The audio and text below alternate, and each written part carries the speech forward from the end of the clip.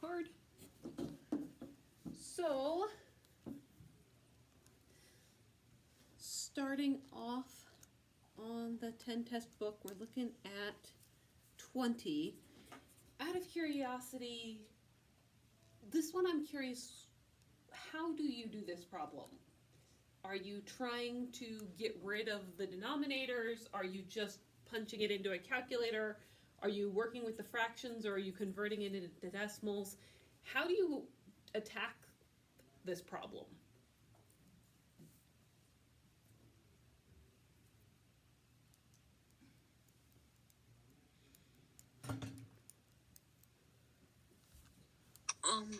We would multiply them out and then divide them because of the PEMDAS.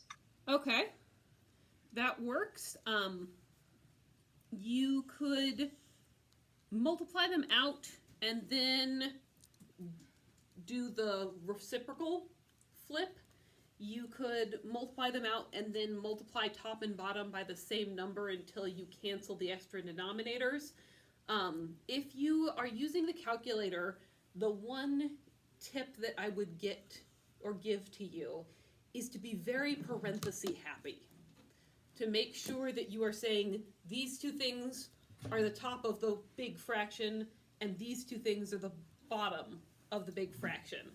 And whether you're using fraction button or divide, if you choose to use divide, then you can just divide the multiple choice options that they offer and compare your decimal answers.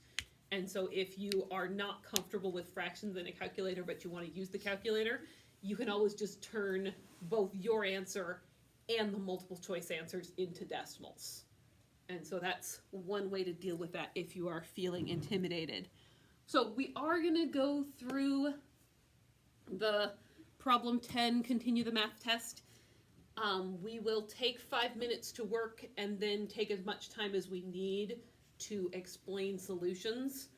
So we'll see where we end up, but that is what we are doing for today. For your own personal pacing, even if you don't answer all 5 questions, I want you to have circled and at least guessed on all 5. You're trying to get used to that idea of 1 question per minute. If you're taking too long on question 2 and you don't get the chance to read 3, 4, and 5, that's a problem for you on the test. And so on this, as we do these 5-minute breaks, yes, it's about what can you answer, but also about learning to cut your losses and move on to a problem that you can do. And so that is what we're trying to practice with these 5-minute intervals. One, get the exposure to a lot of different questions, but also try to make sure that you are always at least reading the problem before the 5 minutes are up for that next set. So we're going to go ahead and do 21 through 25. You may begin.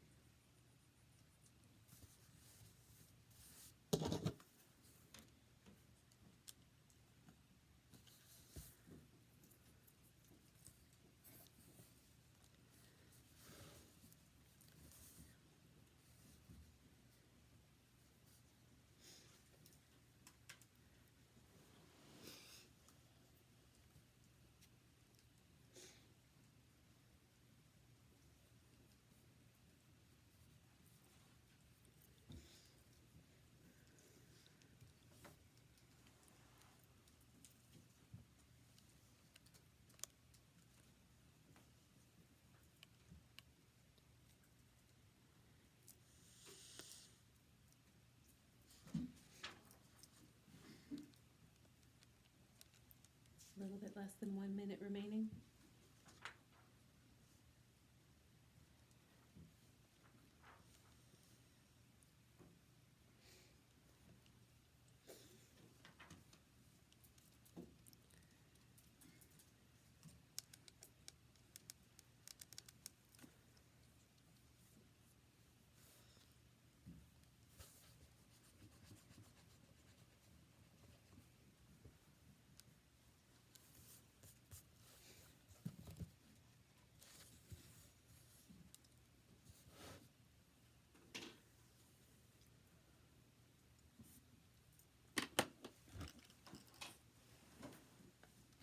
And stop.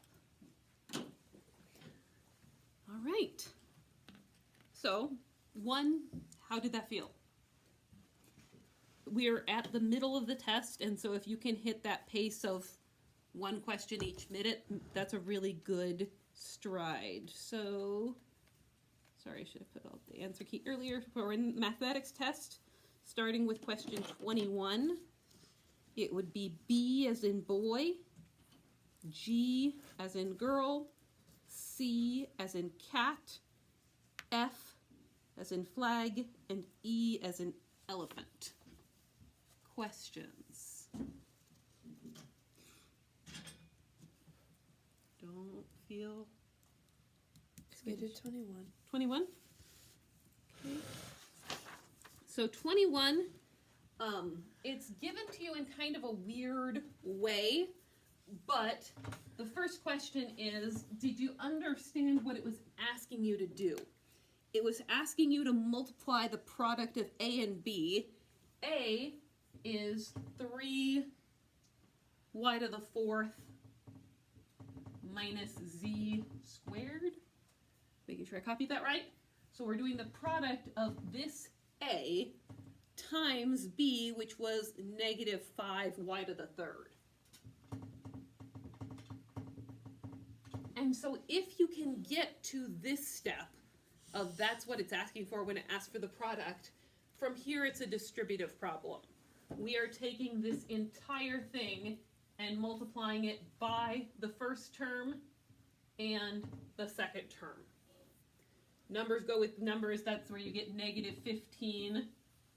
Y and y together makes y to the 7th. Negative and negative turns this into positive. There's only the 5, and then y to the 3rd, z squared don't mix. And so there's the understanding what it's talking about. It didn't give this to you exactly. It gave you that A and B, and you had to understand that's what it was asking, and then you have to do the distributive correctly. As usual, the multiple choices are contrived to common mistakes. Things like sign errors, they're going to offer those to you. Any others? Yes? Okay. So with 22, they are having you simplify a quadratic. We talked about quadratics, I think it was last week, it might have been a little bit longer ago, but we have the caveat of x not equal to 3 is just avoiding a divide by 0 error. But we have x squared minus 6x plus 9, and we have 6x, is it minus 18? Yeah. If I ever make a copy error, just yell at me, that's okay. So what we're doing is factoring on both of these. On this one, we have an x and no x, so the only thing that can come out of that bottom is a number. What's the common factor between 6 and 18?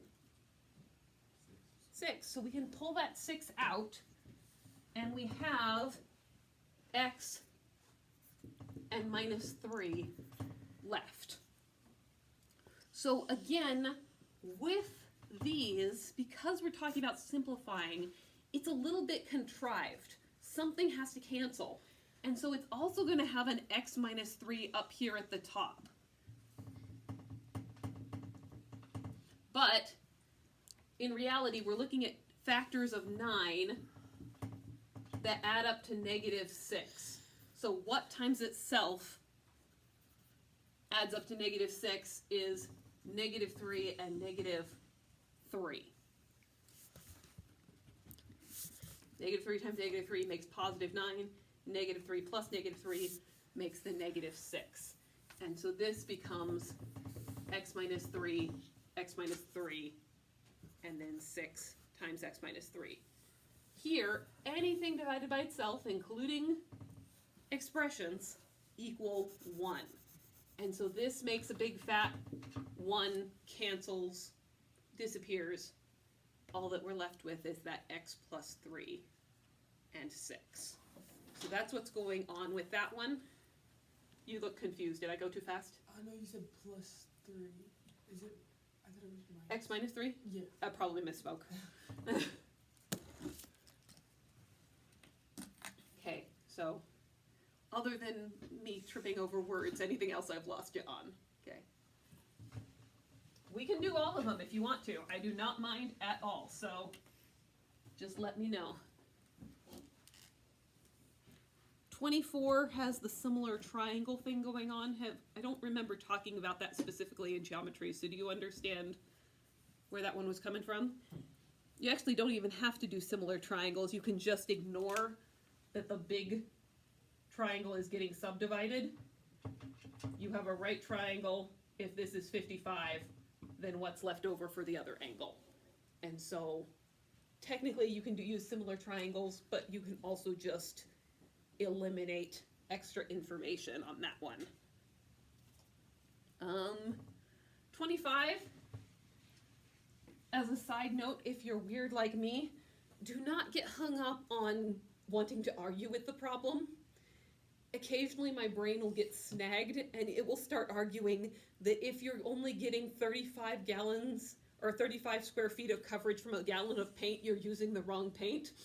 And so that my brain sometimes wants to argue with. It's like, no, don't do that. You just need the answer and move on. But occasionally real world problems have nothing to do with the real world at all. And that's always something that drives my brain a little crazy. All right. With that, we're going to move on to the next set. Again, take 5 minutes. Don't be afraid to ask. We can go through as many or as few as we get to. So we'll take 5 minutes to actually test and then talk about it. You may begin.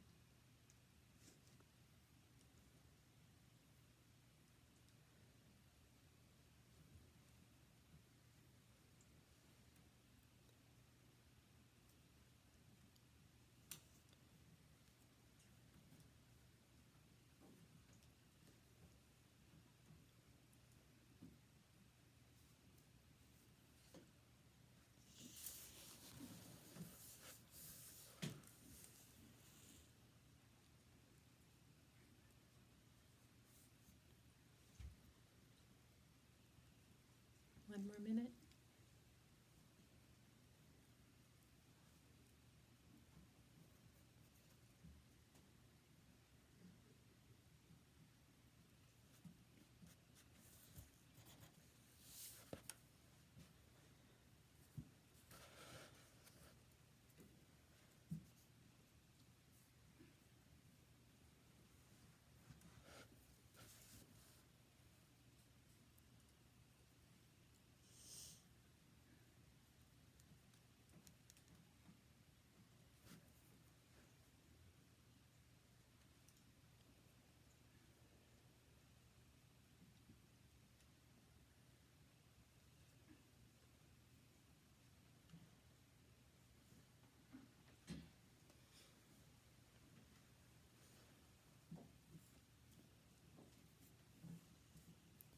And stop.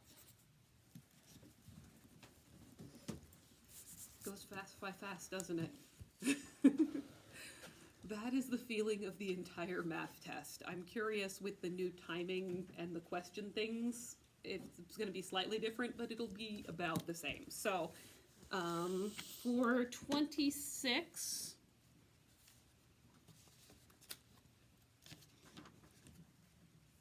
your answer is G as in girl, 27, E as in elephant, 28, F as in frog, 29, E as in elephant, and 30, G as in girl. So, really quick. Can we go on numbers 28, 29, and 30? Okay. For 26, the one thing that I want to give you a hint of is if you string them together like this, it can make that comparison a little bit easier. And so if they're talking about X is less than Y and Y is less than Z, if you put it together, then you can more easily see the comparison between X and Z. So that's a hint for 26. Any questions about 27? Okay. 28. So this 4x over x minus 1 equals 4x over 2x plus 2. So, there is a more complicated way and a much easier way to go at this one. The more complicated way would be to go back to what you know about equal fractions. If I have a over 5 equals 3 over 15, you are taught to cross multiply and then divide by the third number, right? You've done that before? But if 5 over 3 equals 5 over x, what's x going to be? 3. Yeah. If these tops are the same, our denominators have to be the same. And so notice we have 4x and 4x. All you have to do is solve that part. And it gets a whole lot easier. You're not fighting x squareds anymore. So, again, it is possible you would get through it, but that one's a lot easier to do. So, that is my hint for that one. Again, there's a certain... With the ACT, there's two things that are going to help you score well. One of them is a well-rounded knowledge base, and that you get from practice and time and what you learn in school and everything else. And then there's what this class does, which just exposes you to problems like that of, oh, there's a shortcut, there's an easier way. I don't have to fight as hard. So now you've seen that problem. If you get one like that on the test, you'll know, hey, I can do that.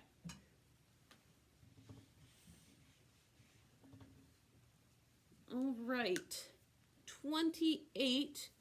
Which of the following equals the reciprocal of a minus 1 over b? So that one requires that we know what reciprocal is. So vocabulary check. What's a reciprocal of a fraction?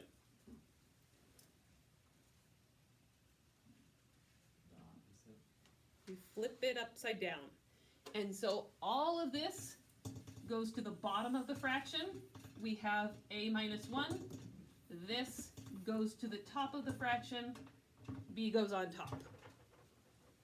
And so once you have that vocabulary check, there is C with B on the top and a minus 1 on the bottom. Other place where reciprocal comes up. Oh, there's a hand up again. Did you have another question? Yeah. The answer for that one you said was E, right? But it's actually C.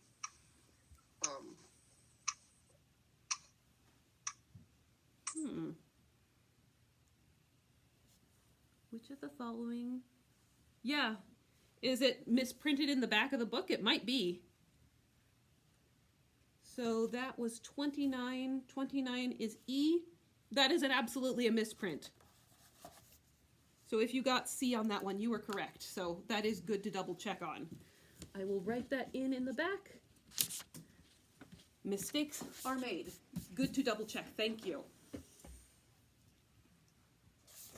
Anyway, what I was about to say is the other place where reciprocal comes up, and I don't think we've talked about it, you know that when you have y equals mx plus b, which one is the slope?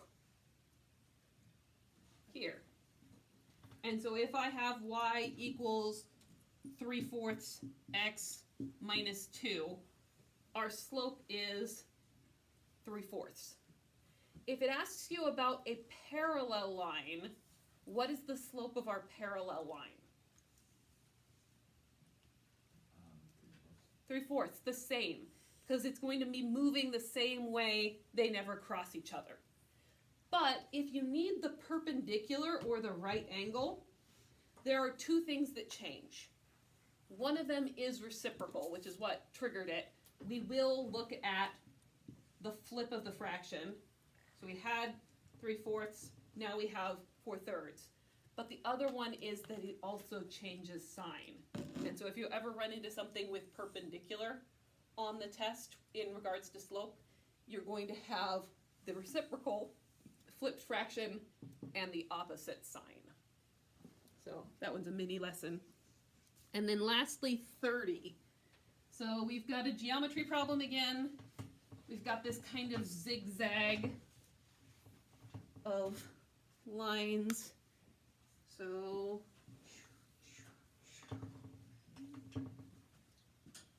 not bad. So we have an angle S here, we have an angle T here, and we're told that these are parallel lines.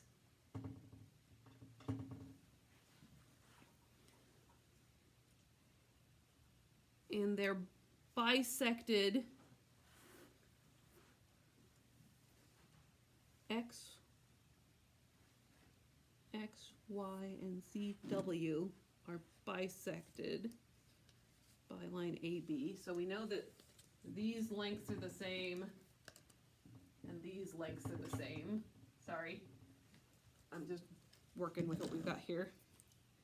Angle T is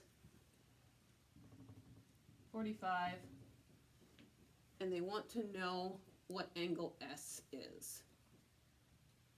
So this is going back to the other thing that we had in our geometry things when we had parallel lines cut by a transversal. And you remember what I said about we have these bow tie angles, that all of these angles are the same, right? So, one of the things that happens with parallel lines cut by a transversal is that sometimes they don't draw in the lines all the way. And so what we're going to do is we're going to erase this top part and erase this bottom part. And the only two congruent angles left are here in the corners. These are called alternate interior angles, but without the other lines, it's kind of harder to see. But what's going on is that with this parallel line, we have it continuing here and here and here and here. And so these angles right here are alternate interior angles. I call them the zigzag angles. If you've got parallel lines, you're going to have those zigzag congruent angles. And so what we know is, I feel like we're missing something.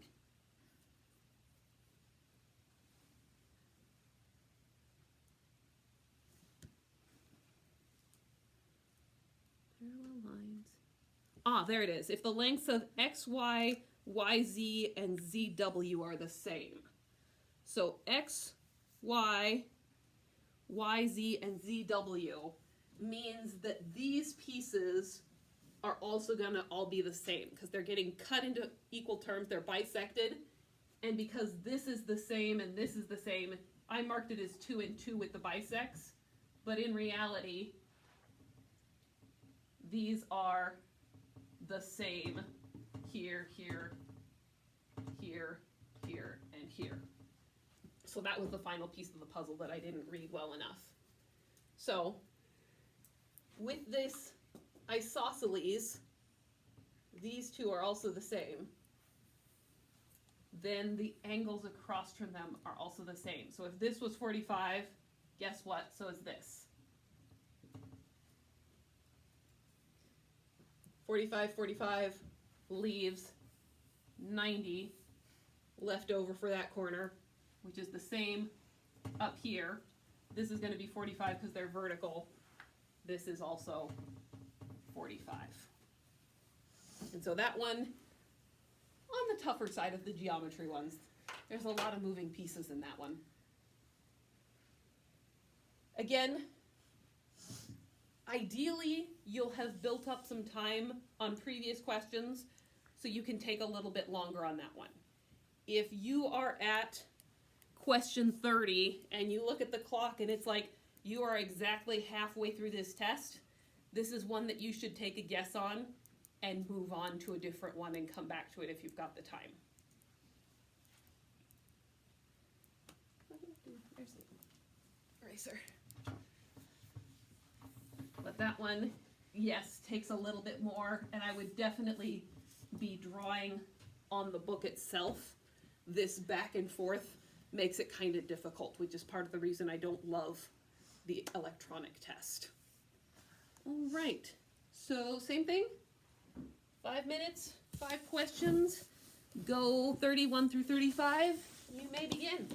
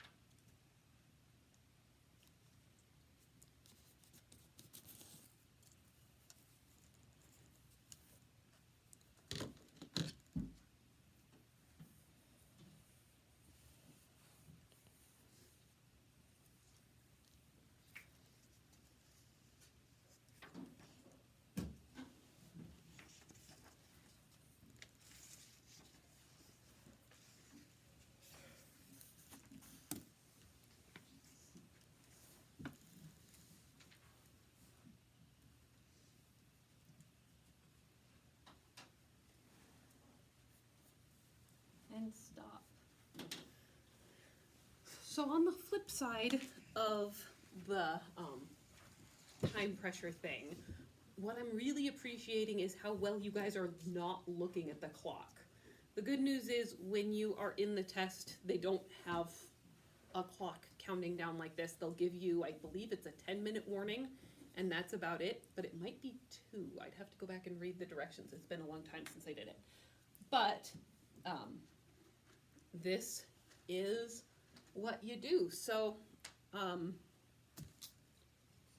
looking at answers, again, I apologize for the answer key being wrong on 29. It was definitely the correct one that we thought. So 31 is C as in cat, 32 F as in frog, 33 C as in cat, 34 K as in kangaroo, I don't know, and 35 D as in dog. So what can we answer? 33. Okay, 33. We have, ooh, a circle question. Have you guys learned these yet? Okay, so circles in the coordinate plane are going to be in the form of x squared plus y squared equals radius squared. So this is the most basic circle equation. So have you done vertex form with parabolas? Okay, so you learned that when you changed it inside of the parentheses on a parabola in vertex form, it shifted it left and right. You've done a little bit of that transformation. So that's going to be the same thing here. In the standard xy coordinate plane, what is the center of the circle with the equation x minus 2? Remember, it's opposite, so minus 2 is going to shift the circle plus 2. And so x minus 2 squared, the center of our circle, is going to be at what makes that 0? Positive 2 for the x direction. And then it has y plus 1. This, what makes this 0? Minus 1. Minus 1. And so minus 1 is the center for the y direction. And so this circle is going to be centered at positive 2, down 1. That's the center of the circle. The same way, it tells us equals 4. If that equals 4, what's the radius of our circle going to be? 2, because you take the square root of this number. If this is 4, then the radius is 2. And then, so for the purpose of graphing, you'd go 2 above your center, 2 below the center, 2 to the left, 2 to the right, and that's what your circle looks like. So if you've done vertex form with parabolas, just know that the shift horizontally is with the x, the shift vertically is with the y, and your radius squared is that number. And overall, that will usually get you through any circle problems. They're not very common on tests, but they show up. And so they tend to stick to the very basics, but now you've seen those basics. Great question. Any others for this section? 34. Okay, so honest truth, when I started doing ACT prep, I sat down and I did this entire book. I went through all the problems, I timed myself, I just had to get into ACT mode again. And that question is the only one that I truly got wrong. Not I made a mistake, not something else happened, I had learned it from my teacher wrong. And so, math person, it happens. I was wrong and I had to re-look up the definition. So, the sticking point for me is take a very basic number, like 5. 5 is a natural number. It's one of the counting numbers. It's also a whole number, which is the counting numbers plus 0, and it's an integer, because those are the positive and the negative counting numbers. But 5 could also be written as 5 over 1, or if you wanted to get creative, 10 over 2. And so 5 is still a rational number, which means it can be written as a fraction. 5 is a real number. That makes sense. It's pretty concrete. But then there's that last one with the complex numbers. And the complex numbers is our entire number system. And my brain had the sticking point of 5 sounds like a really basic number. What do you mean it's complex? But the definition for complex means that it can be written as a real part plus b times I, and that's your imaginary part. And so the complex numbers can be written in this form. And just like 5 can get turned into a fraction with 5 over 1, 5 can be written as 5 plus 0 imaginary parts. And so 5 is a complex number. And I was mistaught, so guess what? You now know more than me, or at least back then.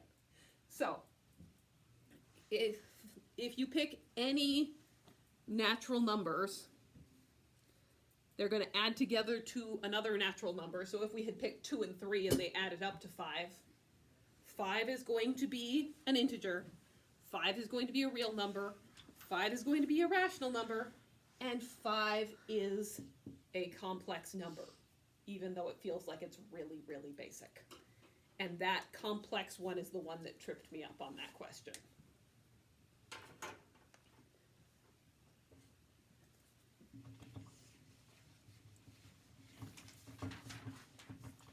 And again, that one's another one that gets repeated across tests, so if you happen to have it on your test, you've got the benefit of having seen that question before. It will not trip you or trick you. Any other questions on this section?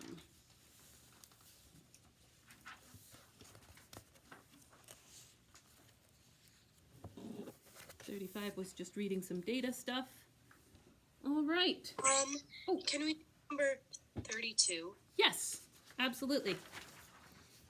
So in 32, we have isosceles right triangle. So right triangle meaning right angle. And in a right triangle, the hypotenuse is always that longest side. And so the only way for this to be isosceles is for the two legs or shorter sides to be the same. So that is an isosceles right triangle. The hypotenuse is 12.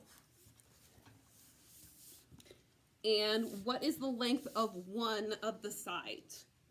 So if you did this straight Pythagorean theorem, I'm just going to use A for my variables, you would take 12 squared and divide it in half. 12 squared is 144, 50 plus 22 is 72, yes? And so 72 equals A squared, and then you take the square root of that. 72 breaks up into 36 times 2, and this square root, we get 6 square roots of 2. So that's the straight solvy way to get that answer. The kind of cheap but still Pythagorean theorem way to look at it is to say, okay, this is 45 and this is 45. If we divide this down the middle, it's going to split exactly in half, and this is still 45 and 45 here. So what's half of 12? 6. 6. And so you could run the Pythagorean theorem on just that bottom half if that works better for your brain.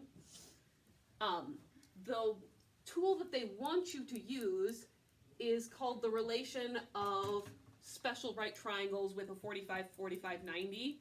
They always follow the pattern of x, x, x square roots of 2. And so in order to get this side, you would take 12 and divide it by the square root of 2, which, if you simplify or rationalize the denominator, you multiply these times the square root of 2. Square root of 2 times square root of 2 is 2, and then 12 root 2. 12 divided by 2 gives us the 6. So this is the way that you will start doing more and more, particularly when you get into unit circle trigonometry. But the other two, using the Pythagorean theorem, are completely valid ways if you're not super confident with the shortcut way. I actually really prefer this one because it helps my brain process it.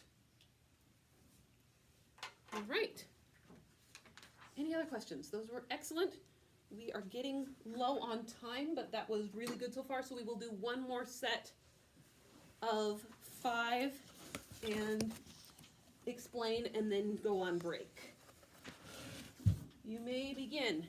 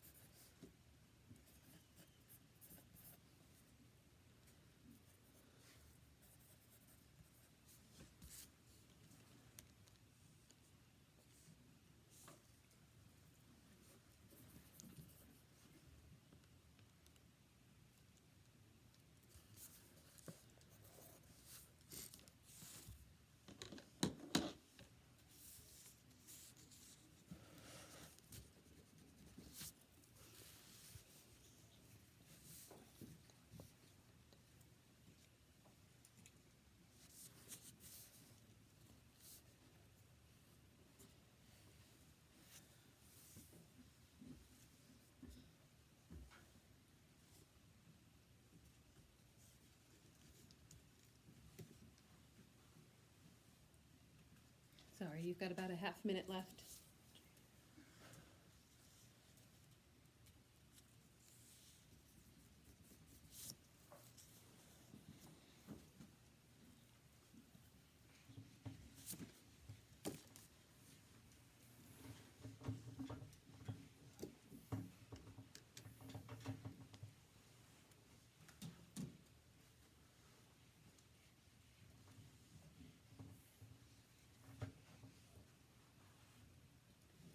And stop.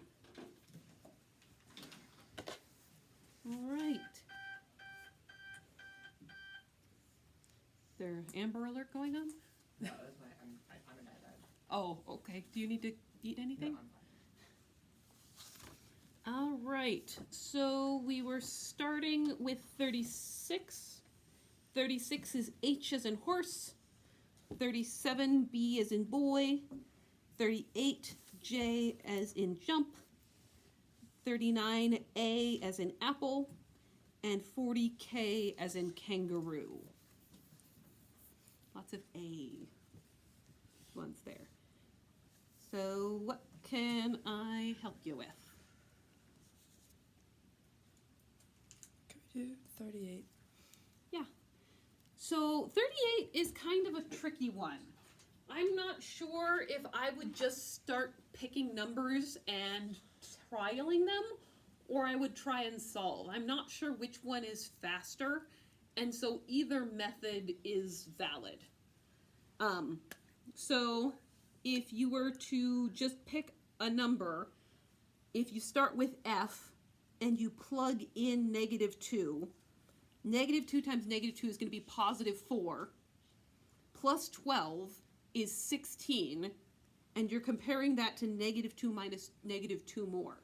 And so 16 is much too big for -4 in that comparison. And so you can just cross that one off, that it doesn't work.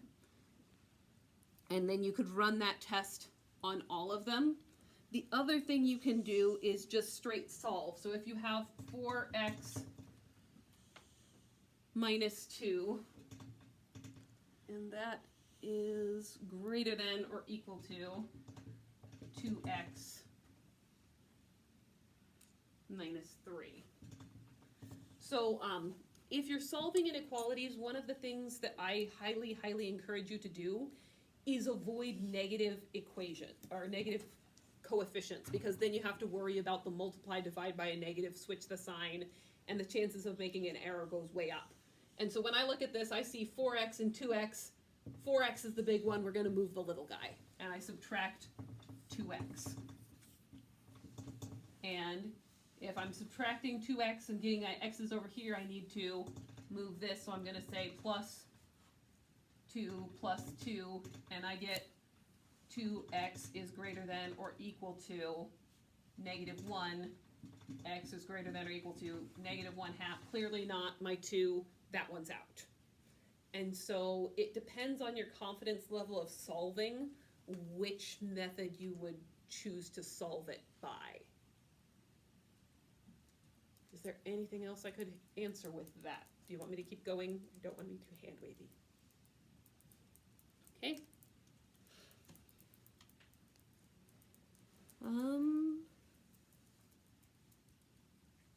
Any others?